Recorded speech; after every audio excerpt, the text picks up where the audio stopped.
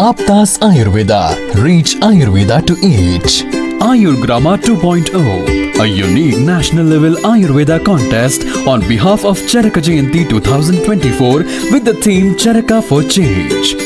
In collaboration with Vishwa Ayurveda Parishad, organized by Aptas Ayurveda Trust, supported and guided by National Commission for Indian System of Medicine, Rashtriya Ayurveda Vidyapith, Morarji Desai National Institute of Yoga, sponsored by Ashtavaidyan Thai Kattumos, Vaidyaratnam Aushadashala Trishur, Kerala, Ayurveda Shramam Private Limited, Chennai, Tamil Nadu, Unit of Shri Hospitals Group, Shri Dhutapapeshwar Private Limited, Mumbai.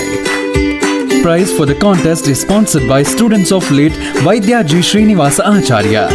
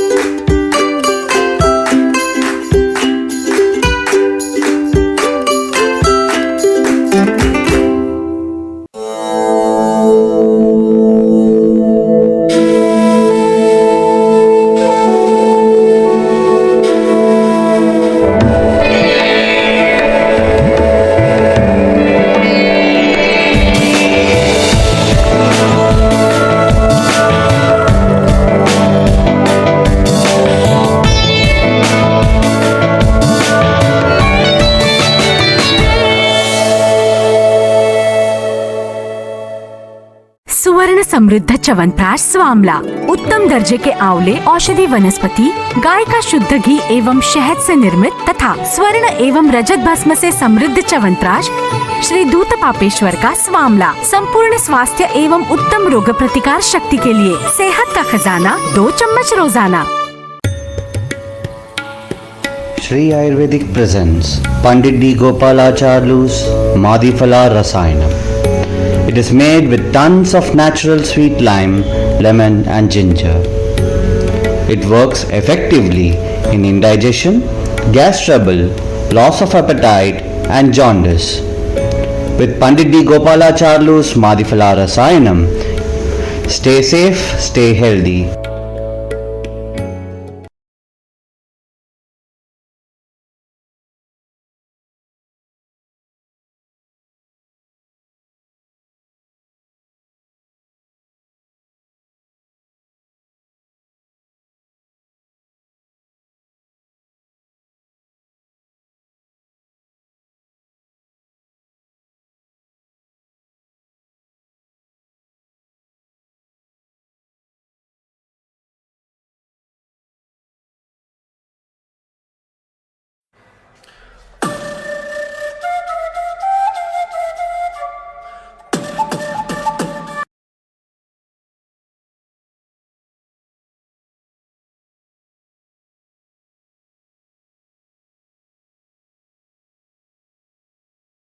Bengaluru ಉತ್ತರ ತಾಲೂಕಿನಲ್ಲಿರುವ ಸೊಂಡೆಕೊಪ್ಪ ಗ್ರಾಮ ಪಂಚಾಯಿತಿಗೆ ಸೇರಿದ ಹುಲ್ಲೇಗೌಡನಹಳ್ಳಿ ಒಂದು ಪುಟ್ಟ ಗ್ರಾಮ.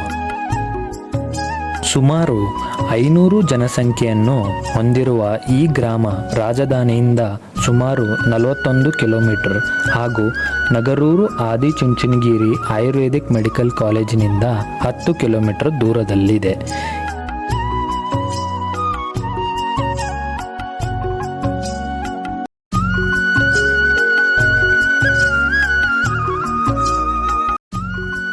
ಈ ಸುಂದರ ಹಳ್ಳಿಯ ಸುತ್ತಮುತ್ತ ಅಡಿಕೆ, ಬಾಳೆ ಮತ್ತು ತೆಂಗಿನ ತೋಟಗಳಿಂದ ಕಂಗೊಳಿಸುತ್ತಿದೆ.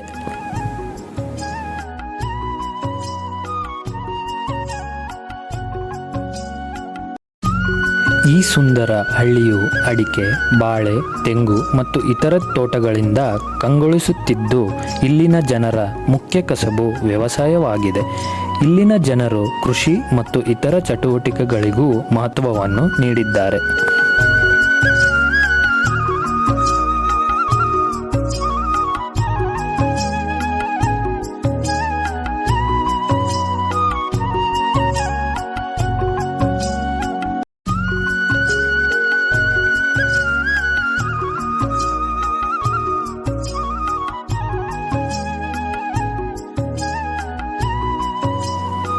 ಇಂತಹ ಪ್ರಾಕೃತಿಕ ಲಕ್ಷಣಗಳಿಂದ ಕಂಗೊಳಿಸುತ್ತಿರುವ ಈ ಸುಂದರ ಹಳ್ಳಿಯು ನಮ್ಮ ಅಭಿಜ್ಞಾ ತಂಡದ ಕಾರ್ಯಕ್ಷೇತ್ರ.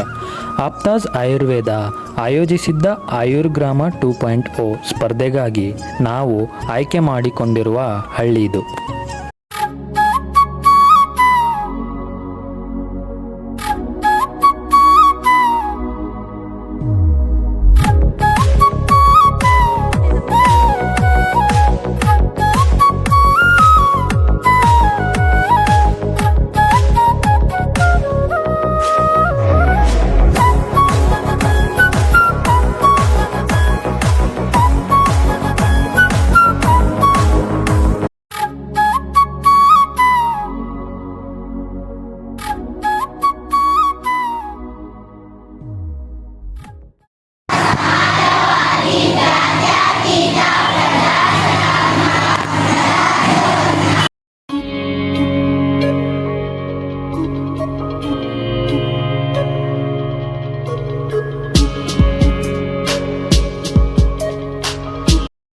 ಮೊದಲನೇ ದಿನದ ಆಯುರ್ಗ್ರಾಮ ಶಿಬಿರವು ಊರಿನ ಸ್ಥಳೀಯ ದೇವರಾದ ಆಂಜನೇಯ ಸ್ವಾಮಿಗೆ ಪೂಜೆ ಸಲ್ಲಿಸುವ ಮೂಲಕ ಪ್ರಾರಂಭವಾಯಿತು.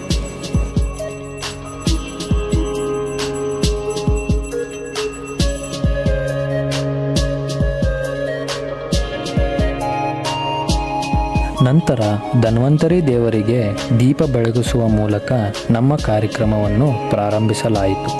ಶಿಬಿರವನ್ನು ಉದ್ದೇಶಿಸಿ ಅತಿಥಿಗಳಾದ ಶ್ರೀ ಅಂಜನ್ಮೂರ್ತಿಯವರು ಕೆಲವು ಮಾತುಗಳನ್ನು ಆಡಿದರು. ಸ್ವಸ್ಥವೃತ್ತ ಮತ್ತು ಯೋಗ ವಿಭಾಗದ ವೈದ್ಯರಾದ ಡಾಕ್ಟರ್ ನಂದಿನಿ ಅವರು ಆಯುರ್ವೇದ ಕುರಿತು ಮಾತನಾಡಿದರು.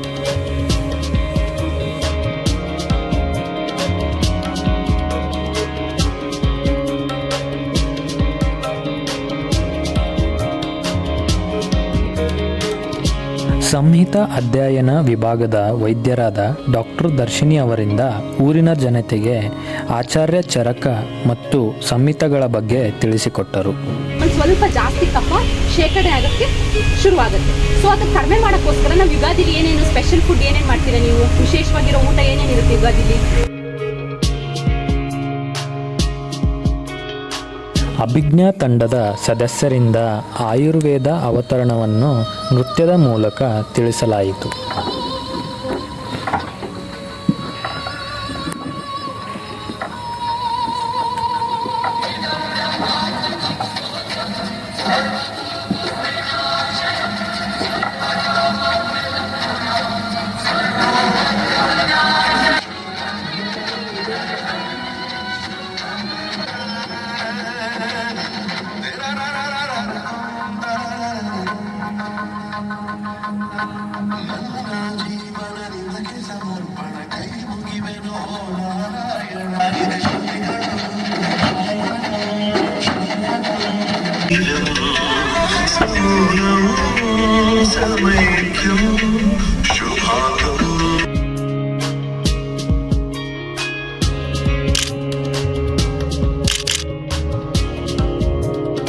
ಅದಾದ ನಂತರ ಅಭಿಜ್ಞಾ ತಂಡದ ಸದಸ್ಯರಿಂದ ಒಂದು ಆಕರ್ಷಕ ಪಥಚಲನ ಮೂಡಿಬಂದಿತು.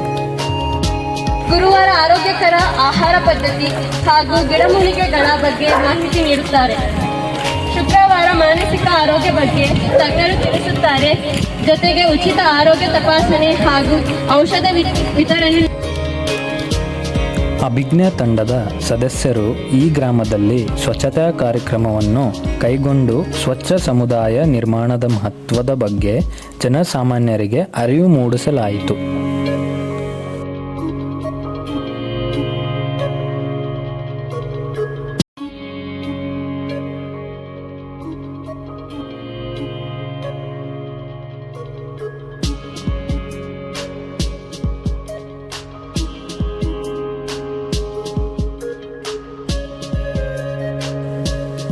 ಮೊದಲಿಗೆ ನಮ್ಮ ತಂಡದ ಸದಸ್ಯರು ಶಾಲಾ ಮಕ್ಕಳಿಗೆ ಯೋಗಾಭ್ಯಾಸ ಮತ್ತು ಅದರ ಉಪಯೋಗಗಳನ್ನು ತಿಳಿಸಿಕೊಟ್ಟರು.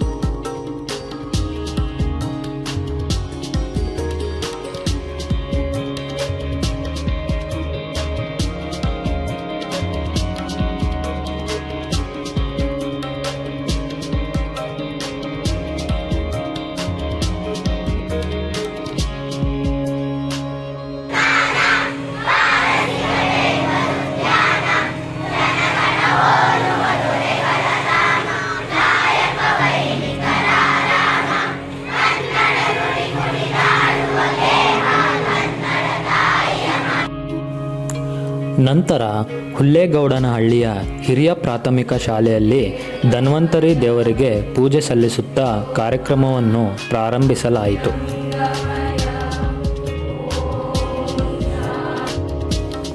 ಹುಲ್ಲೇಗೌಡನಹಳ್ಳಿ ಪ್ರೌಢಶಾಲೆ ಮುಖ್ಯೋಪಾಧ್ಯಾಯರಾದ ಶ್ರೀ ಸಂಪತ್ ಕುಮಾರ್ ಅವರು ಕಾರ್ಯಕ್ರಮವನ್ನು ಉದ್ದೇಶಿಸಿ ಮಾತನಾಡಿದರು. ಇವನ್ನೆಲ್ಲ ನೋಡಿದ್ರೆ ಕೈ ಮುಗಿಬೇಕು, ನಾವು ಆಗಿರ್ಬೇಕು ನೀವು. ನಮ್ಮ ಕಾಲೇಜಿನ ಸಂಹಿತ ಅಧ್ಯಯನ ವಿಭಾಗದ ವೈದ್ಯರಾದ ಡಾಕ್ಟರ್ ಚೈತನ್ಯರವರು ಸ್ವರ್ಣಬಿಂದು ಮತ್ತು ಅದರ ಉಪಯೋಗದ ಬಗ್ಗೆ ಎಲ್ಲ ಮಕ್ಕಳಿಗೆ ಮತ್ತು ಅಲ್ಲಿರುವ ಸಿಬ್ಬಂದಿಗಳಿಗೆ ತಿಳಿಸಿಕೊಟ್ಟರು. ಸುಮಾರು 206 ಮಕ್ಕಳಿಗೆ ಸ್ವರ್ಣಬಿಂದು ಪ್ರಾಶನ ನೀಡಿದರು ಹಾಗೂ ಇದರ ಪ್ರಯೋಜನವನ್ನು ಪಡೆದುಕೊಂಡರು.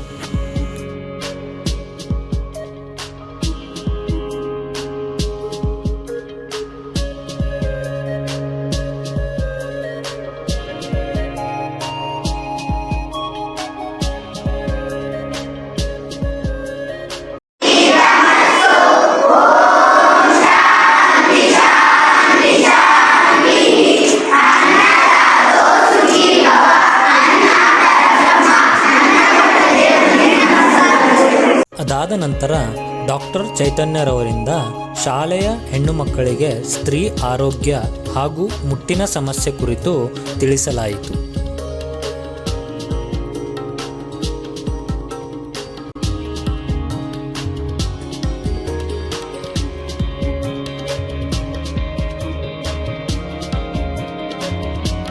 ಹ್ಯಾಂಡ್ ಪ್ರಿಂಟಿಂಗ್ ಮೂಲಕ ಮುಟ್ಟಿನ ಆರೋಗ್ಯದ ಬಗ್ಗೆ ಜಾಗೃತಿಯನ್ನು ಉತ್ತೇಜಿಸಲಾಯಿತು.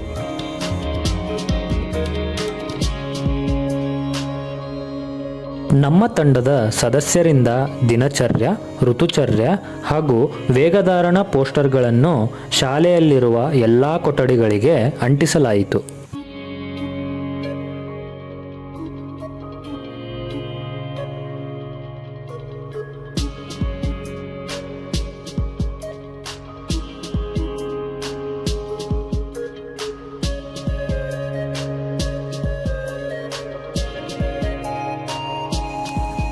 ಮಕ್ಕಳಿಗೆ ಯೋಗಾಭ್ಯಾಸ ಮಾಡಿಸುವ ಮೂಲಕ ದಿನವು ಪ್ರಾರಂಭವಾಯಿತು.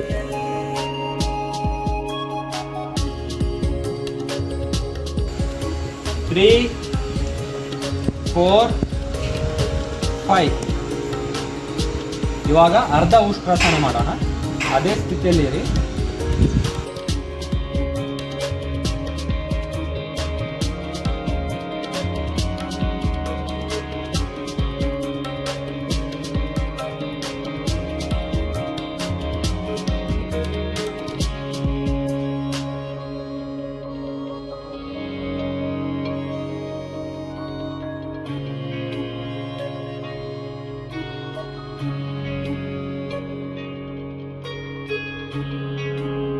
ನಮ್ಮ ಕಾಲೇಜಿನ ಶಾಲಾಕ್ಯ ವಿಭಾಗದ ವೈದ್ಯರಾದ ಡಾಕ್ಟರ್ ಅಯನ ಹಾಗೂ ತಂಡದ ಸದಸ್ಯರಿಂದ ಹಿರಿಯ ಪ್ರಾಥಮಿಕ ಶಾಲೆಯಲ್ಲಿ ಧನ್ವಂತರಿ ದೇವರಿಗೆ ಪೂಜೆಯನ್ನು ಸಲ್ಲಿಸಲಾಯಿತು.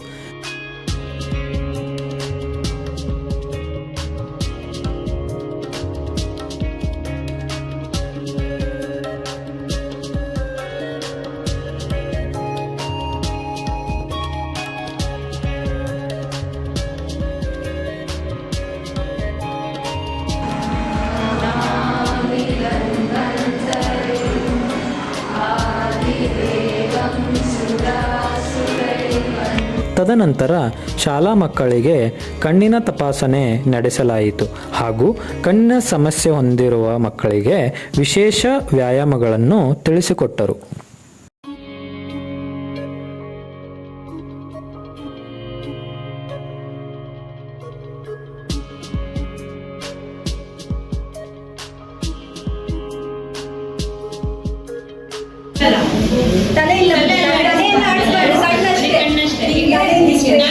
ನೋಡ್ಕೊಳ್ಳಿ ಎಡ.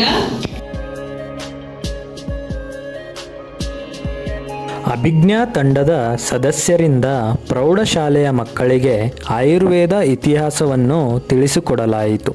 ಅದರ ಜೊತೆಗೆ ದಿನಚರ್ಯ, ಋತುಚರ್ಯ ಮತ್ತು ಆಹಾರ ಶೈಲಿಯನ್ನು ಪಾಲಿಸುವುದರ ಬಗ್ಗೆ ಕೆಲವು ವಿಷಯಗಳನ್ನು ತಿಳಿಸಿಕೊಟ್ಟರು.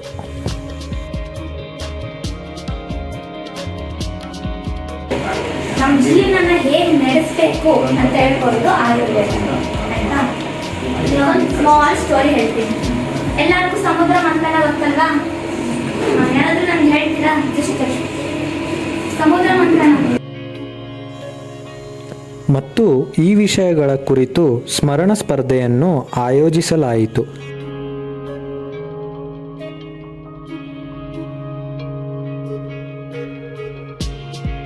ಆಯುರ್ವೇದದ ಪದಗಳ ಬಳಕೆಯಿಂದ ಅಂತ್ಯಾಕ್ಷರಿ ಆಡಿಸಿದೆವು. ದಂಶರಥ್, ಆಚಾರ್ಯ ಚರಕ ಭಾವಚಿತ್ರದ ಕುರಿತು ಪಜಲ್ ಗೇಮ್ ಹಾಗೂ ಇನ್ನಿತರ ಚಟುವಟಿಕೆಗಳನ್ನು ನಡೆಸಿಕೊಟ್ಟೆವು.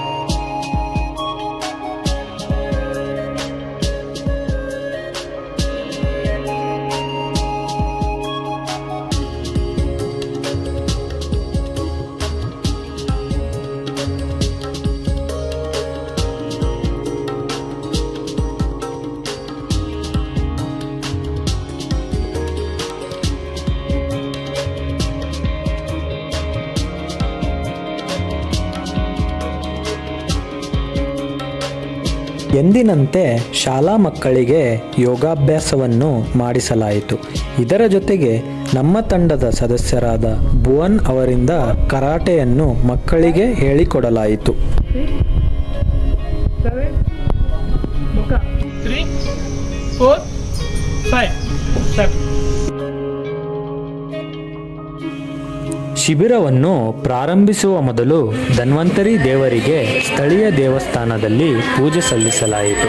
ನಂತರ ನಮ್ಮ ಕಾಲೇಜಿನ ರಸಶಾಸ್ತ್ರ ವಿಭಾಗದ ವೈದ್ಯರಾದ ಡಾಕ್ಟರ್ ಗೋಕುಲ್ನಾಥ್ ಅವರಿಂದ ಹೇಗೆ ಆಹಾರವೇ ಔಷಧವಾಗಬಲ್ಲದು ಎಂಬುದನ್ನು ತಿಳಿಸುವ ಸಲುವಾಗಿ ಗ್ರಾಮಸ್ಥರಿಗೆ ಆಯುರ್ವೇದ ಪಥ್ಯಕಲ್ಪನದ ಕುರಿತು ಒಂದು ಕಾರ್ಯಾಗಾರವನ್ನು ನಡೆಸಿಕೊಡಲಾಯಿತು ಮತ್ತು ಮನೆಮದ್ದುಗಳ ಮಾಹಿತಿಯನ್ನು ನೀಡಲಾಯಿತು.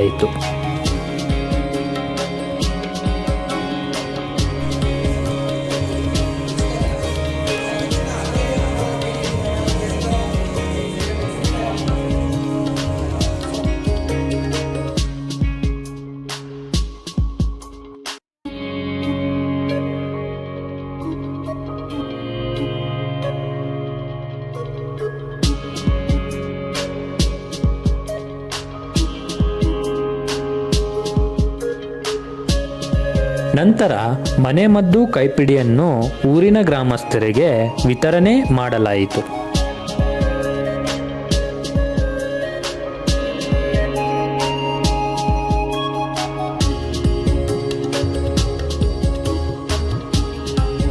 ಊರಿನ ಗ್ರಾಮಸ್ಥರಿಂದ ಗ್ರಾಮ ದೇವತೆ ಹಾಗೂ ಆಂಜನೇಯ ಸ್ವಾಮಿ ದೇವರ ಮೆರವಣಿಗೆ ನಡೆಸಿಕೊಡಲಾಯಿತು.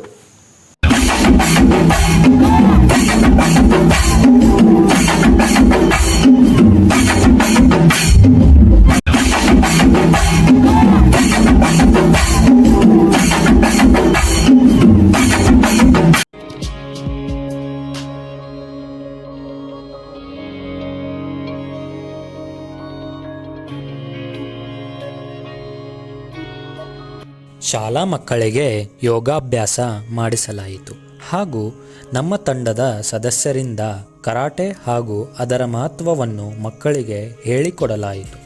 ಈಗ ಇದೇ ರೀತಿ ಪಂಚ್ ಮಾಡಿದ್ರಲ್ಲಿ ಮಾಡಿದ್ದ ಇದಕ್ಕೆ ನಾವು ಹಿಂಗೆ ಕ್ಯೂಬಸ್ ಕಲ್ಪಿಸ್ತೀವಿ.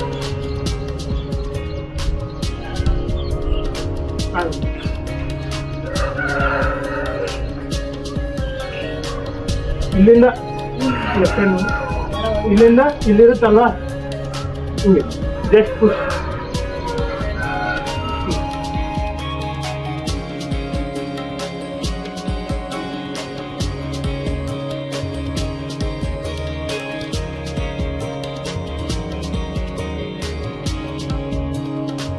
ನಂತರ ಹಿರಿಯ ಪ್ರಾಥಮಿಕ ಶಾಲೆಯಲ್ಲಿ ಧನ್ವಂತರಿ ದೇವರಿಗೆ ನಮಸ್ಕರಿಸುತ್ತಾ ಶಿಬಿರವನ್ನು ಪ್ರಾರಂಭಿಸಲಾಯಿತು.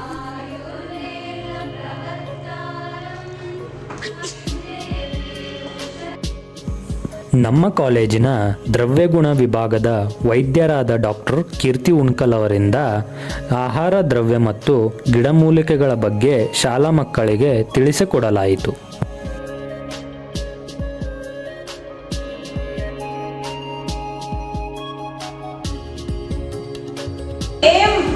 ನಾವು ಅಡುಗೆಗೆ ಯಾವ್ದು ಹಾಕ್ತೀವೋ ಮೆಜಾರಿಟಿ ಆಫ್ ದಟ್ ಅದನ್ನೇ ನಾವು ಔಷಧಿಯಾಗಿ ಬಳಸೋದು. ಫಸ್ಟ್ ಡಾಕ್ಟರ್ ಹತ್ರ ಹೋಗೋಕೆ ಮುಂಚೆ ನಾವು ಅದನ್ನೇ ಬಳಸೋದು. ಹೌದಾ? ಜೀರ್ಣ ಆಗಲಿಲ್ಲ ಏನ್ ಕೊಡ್ತಾರೆ ಜನರಲಿ ಮನೆಯಲ್ಲಿ? ಊಟ ಎಲ್ಲೋ ಫಂಕ್ಷನ್ಗೆ ಹೋಗಿದ್ವಿ, ಜಾಸ್ತಿ ಊಟ ಮಾಡಿದ್ವಿ, ಬಿಸಿನೀರು, ಅದ್ರ ಜೊತೆಗೆ ಸೋಪ್ ಕಾಳು, ಹೌದಾ? ಜೀರಿಗೆ, ನಿಂಬೆ ಹಣ್ಣು, ಏನಾಗುತ್ತೆ ಇದರಿಂದ ಏನಾಗುತ್ತೆ? ಯಾಕೆ ಅವ್ರಿಗೆ ಗೊತ್ತಿರುತ್ತೆ ಅಂತ ಅಂದ್ರೆ ಮುಂಚೆಯಿಂದ ಅದನ್ನ ಯೂಸ್ ಮಾಡ್ಕೊಂಡು ಬಂದಿರ್ತಾರೆ. ಹಾಗೆ ಅವ್ರಿಗೆ ಎಲ್ಲದೂ ಗೊತ್ತು, ಎಲ್ಲ ಮೆಡಿಸಿನ್ ಎಲ್ಲ. ನಮ್ಮ ಕಾಲೇಜಿನ ವೈದ್ಯರು ಶಾಲೆಯ ಸಿಬ್ಬಂದಿಗಳಿಗೆ ಆಯುರ್ವೇದದ ಸಸಿಗಳನ್ನು ವಿತರಣೆ ಮಾಡಿದರು. ತದನಂತರ ಶಾಲೆಯ ಆವರಣದಲ್ಲಿ ಭೂಮಿ ಪೂಜೆ ಮಾಡಿ ಶಾಲಾ ಮಕ್ಕಳು, ವೈದ್ಯರು ಹಾಗೂ ತಂಡದ ಸದಸ್ಯರು ಸೇರಿ ಔಷಧೀಯ ಸಸಿಗಳನ್ನು ನೆಟ್ಟು ಅಲ್ಲಿ ಔಷಧೀಯ ಸಸ್ಯಗಳ ಕೈತೋಟ ನಿರ್ಮಾಣಕ್ಕೆ ಪ್ರೋತ್ಸಾಹಿಸಿದರು. ಪ್ರೌಢಶಾಲೆಯಲ್ಲಿ ಶಾಲಾ ಮಕ್ಕಳಿಗೆ ರಂಗೋಲಿ ಸ್ಪರ್ಧೆ ಮತ್ತು ಲೆಮನ್ ಆ್ಯಂಡ್ ಸ್ಪೂನ್ ವಿತ್ ಸ್ವರಸ ಸ್ಪರ್ಧೆಯನ್ನು ಆಡಿಸಿದೆವು.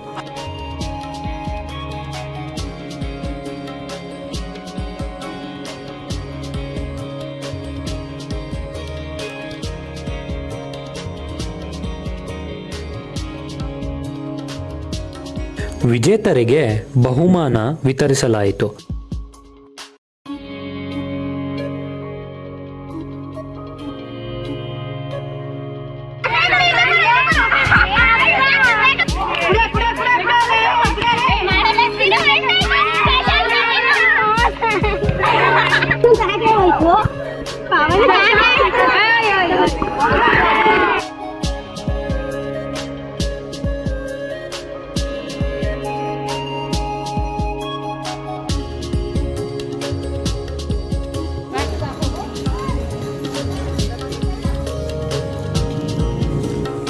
ಊರಿನ ದೇವಸ್ಥಾನದ ಆವರಣದಲ್ಲಿ ಗ್ರಾಮಸ್ಥರಿಗೆ ರಂಗೋಲಿ ಮತ್ತು ಲೆಮನ್ ಆ್ಯಂಡ್ ಸ್ಪೂನ್ ಸ್ಪರ್ಧೆಗಳನ್ನು ಏರ್ಪಡಿಸಿದೆವು ಹಾಗೂ ವಿಜೇತರಿಗೆ ಬಹುಮಾನವನ್ನು ವಿತರಿಸಲಾಯಿತು.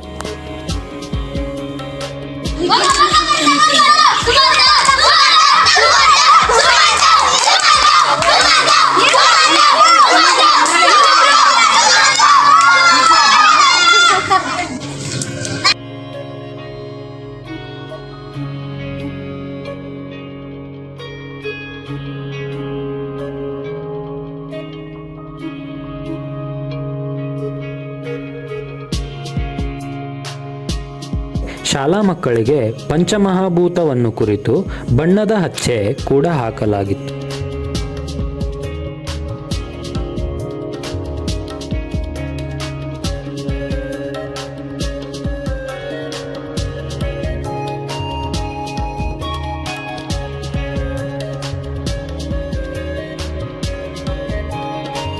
ಪ್ರತಿದಿನದಂತೆ ಶಾಲಾ ಮಕ್ಕಳಿಗೆ ಯೋಗಾಭ್ಯಾಸದ ಜೊತೆಗೆ ಸೂರ್ಯ ನಮಸ್ಕಾರವೂ ಹೇಳಿಕೊಡಲಾಗಿತ್ತು.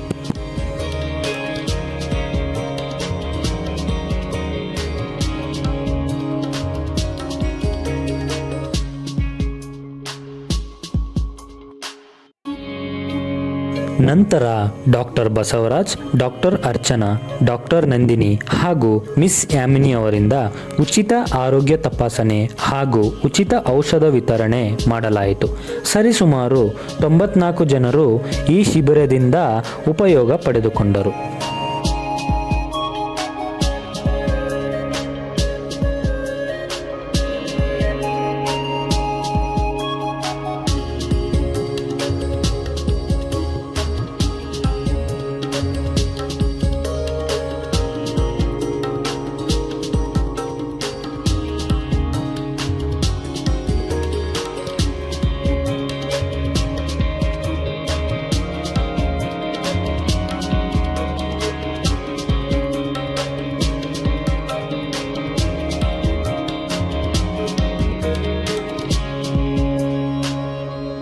ಊರಿನ ಸ್ಥಳೀಯ ದೇವಸ್ಥಾನದ ಬಳಿ ಕೊನೆಯ ದಿನದ ಕಾರ್ಯಕ್ರಮವನ್ನು ಆಯೋಜಿಸಲಾಗಿತ್ತು.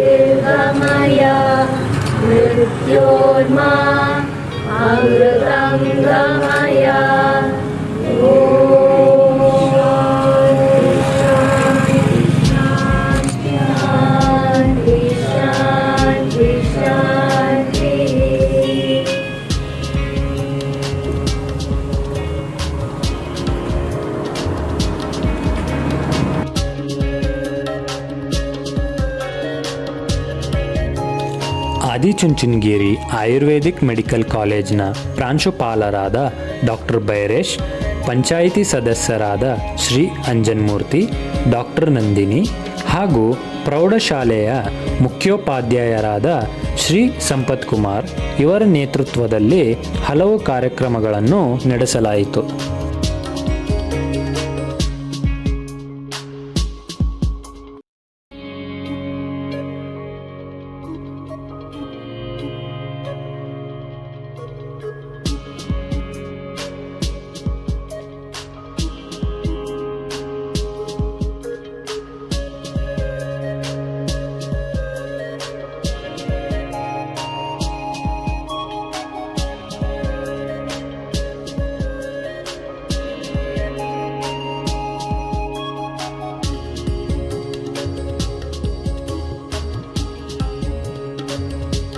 ನನ್ನ ಹೃತ್ಪೂರ್ವಕ ನಮಸ್ಕಾರಗಳು.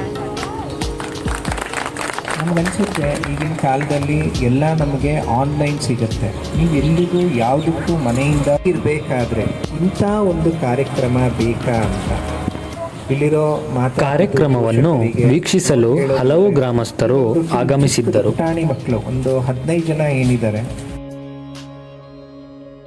ಅಧಿಕಾರಿಗಳು ಎಲ್ಲರೂ, ಯುವ ವೈದ್ಯರುಗಳು, ತಾವೆಲ್ಲರೂ ಕೂಡ ಬಹಳ ಸಂತೋಷದಾಯಕವಾಗಿರ್ತಕ್ಕಂಥದ್ದು.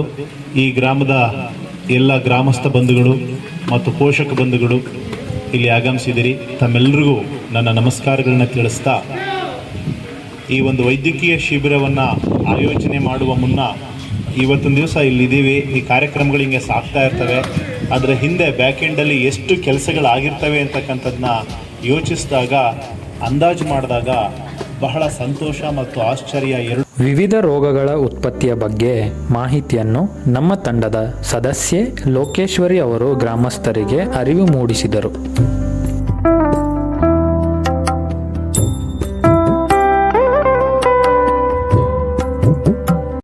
ಅಭಿಜ್ಞಾ ತಂಡದ ಸದಸ್ಯರಿಂದ ಪಂಚಮಹಾಭೂತ ಕುರಿತು ನೃತ್ಯವನ್ನು ಪ್ರದರ್ಶಿಸಲಾಯಿತು.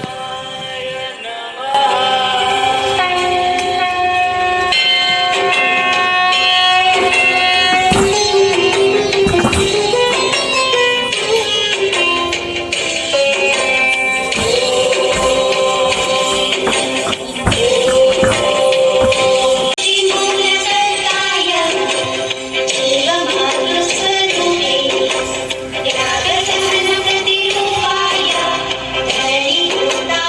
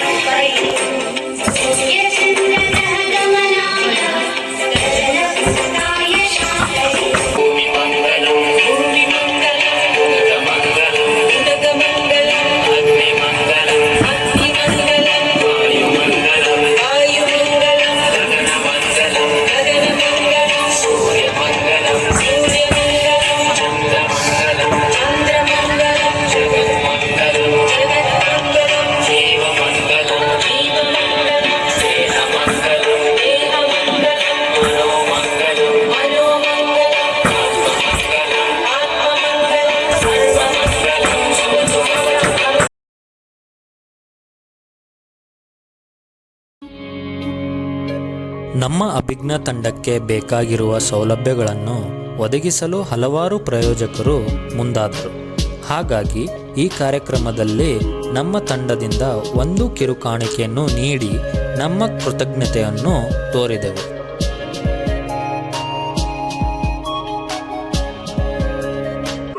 ಚುಂಚನಗಿರಿ ಆಯುರ್ವೇದ ವೈದ್ಯಕೀಯ ಮಹಾವಿದ್ಯಾಲಯ ನಗರೂರು ಬೆಂಗಳೂರು ಇವರು ಚರಕ ಜಯಂತಿ 2024 ಪ್ರಯುಕ್ತ ಆಯುರ್ಗ್ರಾಮ 2.0 ಕಾರ್ಯಕ್ರಮವನ್ನು ದಿನಾಂಕ 7/7/2024ರಿಂದ 13/7/2024 ಬದಲಾವಣೆಗಾಗಿ ಚರಕ ಎಂಬ ಧ್ಯೇಯವಾಕ್ಯದೊಡನೆ ಹುಲ್ಲೇಗೌಡನಹಳ್ಳಿ ಗ್ರಾಮ, ದಾಸನಪುರ ಹೋಬಳಿ, ಬೆಂಗಳೂರು ಉತ್ತರ ತಾಲೂಕು, ಉತ್ತರ ಜಿಲ್ಲೆ ಇಲ್ಲಿ ಒಂದು ವಾರಗಳ ಮಟ್ಟಿಗೆ ಒಂದು ಸಪ್ತಾಹ ಕಾರ್ಯಕ್ರಮವನ್ನು ಹಮ್ಮಿಕೊಂಡಿದ್ದು, ಈ ಒಂದು ಗ್ರಾಮದಲ್ಲಿ ಈ ಒಂದು ಚುಂಚನಗಿರಿ ಆಯುರ್ವೇದ ವೈದ್ಯಕೀಯ ಮಹಾವಿದ್ಯಾಲಯ ನಗರೂರು ಬೆಂಗಳೂರು ಈ ಒಂದು ಕಾಲೇಜಿನಿಂದ ಆಗಮಿಸಿದಂತಹ ಅಭಿಜ್ಞಾ ಎಂಬ ಯುವ ವೈದ್ಯರ ತಂಡ ಈ ಗ್ರಾಮದಲ್ಲಿ ಹಲವಾರು ಕಾರ್ಯಕ್ರಮಗಳನ್ನು ವಿಭಿನ್ನವಾದಂಥ ಕಾರ್ಯಕ್ರಮಗಳನ್ನು ಆಯೋಜಿಸಿ ಜನರಲ್ಲಿ ಆರೋಗ್ಯದ ಬಗ್ಗೆ ಜಾಗೃತಿಯನ್ನು ಮೂಡಿಸುವ ನಿಟ್ಟಿನಲ್ಲಿ ತುಂಬ ಶ್ರಮವಹಿಸಿ ಪ್ರೀತಿಯಿಂದ ಕೆಲಸವನ್ನು ಮಾಡಿದ್ದಾರೆ.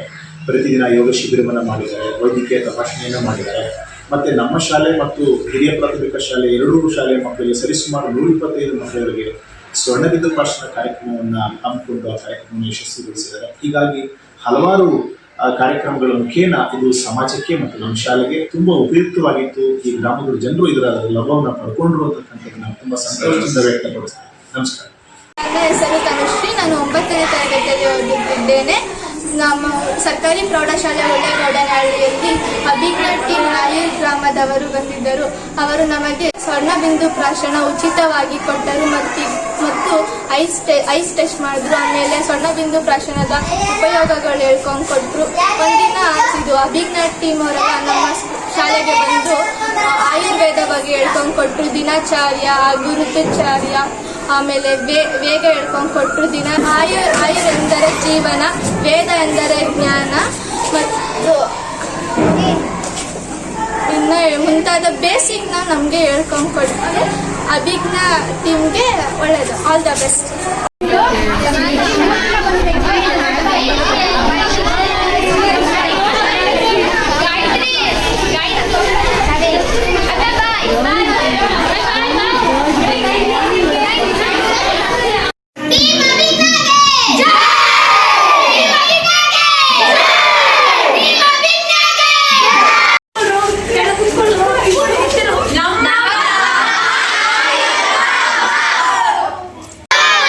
ನಮ್ಮ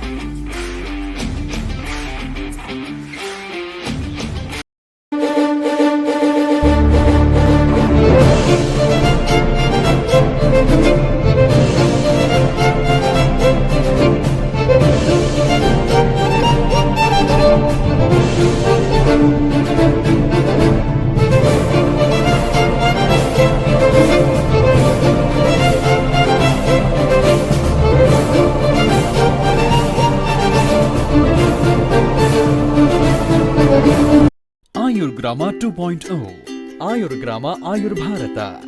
Subscribe and share this video to all and join hands with us to reach Ayurveda to each.